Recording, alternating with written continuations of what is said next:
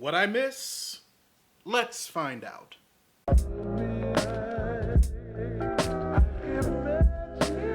So Blizzard banned pro Hearthstone player Blitzchung from its Grandmaster tournament for a year, and completely took back all the prize money that he won, because during a live stream he showed support for the Hong Kong protesters against China.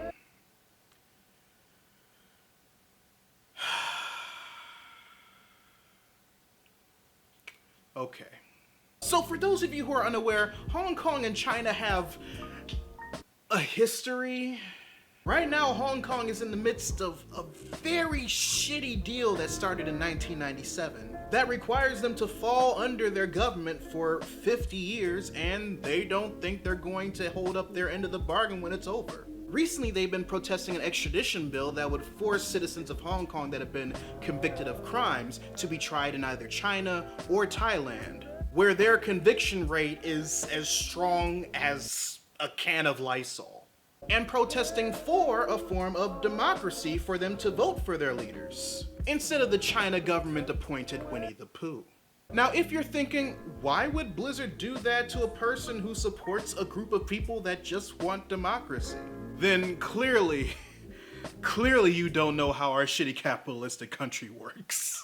You see, China, as stressful as they are, make up the majority of Blizzard and Activision's player base. And for the same reason why box office numbers for newly released movies in America rely on China, they don't want to lose that share of the market. And China is known to threaten multiple American companies that are trying to get a foot in the Chinese market regarding any second-handed support of the Hong Kong protests, like forcing Apple to remove an app from their store that'll keep protesters' identities safe from police, threatened to reconsider their connection to the NBA because one of the general managers of the Houston Rockets tweeted out something pro-Hong Kong protest related. What Activision and Blizzard are doing is making sure that they don't lose that market base, and I'm both unsurprised and disappointed at the same time. While I understand and hate how impactful China's significance is to the world's economy, I'm a supporter of the Hong Kong protesters. I'm pro-democracy, I'm pro-freedom of speech. I'm pro-protest, even if it makes things inconvenient for the people who don't have to worry about their lives being threatened about what's being protested.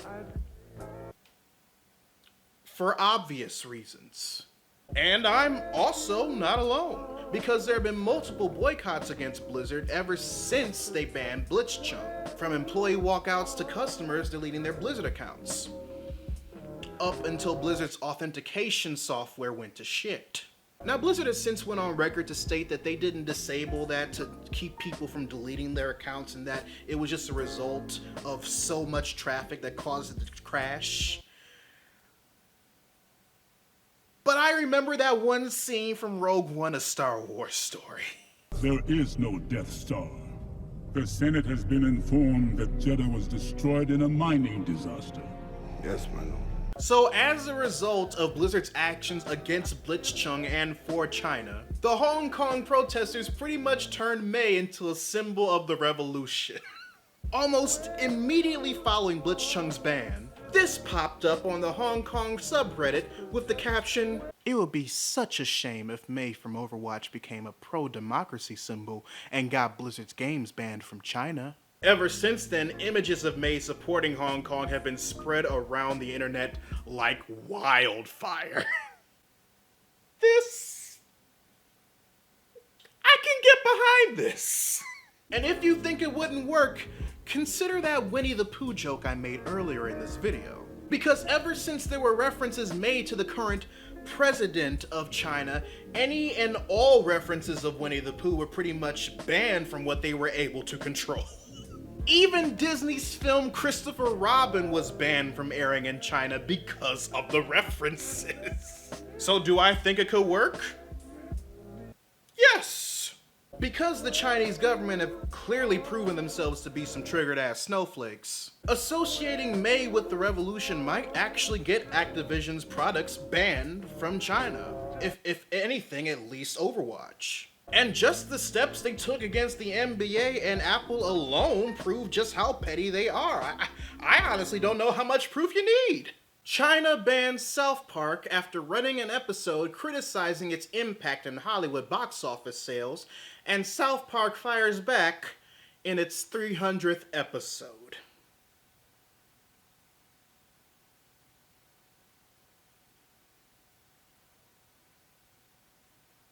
I think I made my point. Man, this is just turning into a fuck China episode of What I Miss, huh? All right, I'm down for it.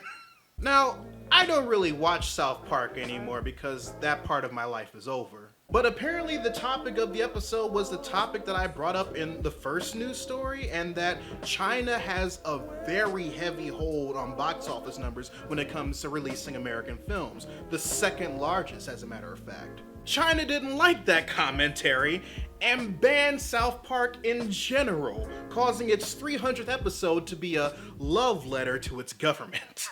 And I just want to say, good for them. And while I probably would have done the same thing because that's just the type of creator I am, I'm not gonna lie, I probably wouldn't have let it gotten that far.